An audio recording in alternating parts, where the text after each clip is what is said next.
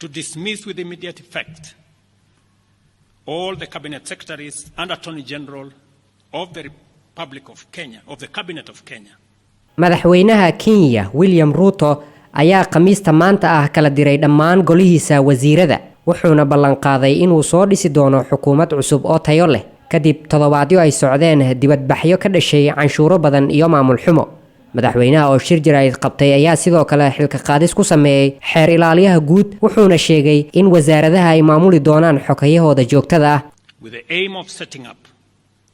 a broad-based government. Ruto ayaa sheegay in tallaabadan uu qaaday kadib markii uu dhageystay shacabka isla markaana uu la tashi kadib soo dhisi doono dawlad salbalaaran dalka Kenya ayaa waxaa ka socday 3 toddobaad oo rabshado ah oo ay dibadbaxyaal gudaha u galeen baarlamaanka 25 June kadib markii la ansixiyay sharciga maaliyadda oo canshuur kordhin lagu sameeyay in ka badan 30 qof ayaa ku dhimatay mudaharaadyada kuwaas oo ka dhashay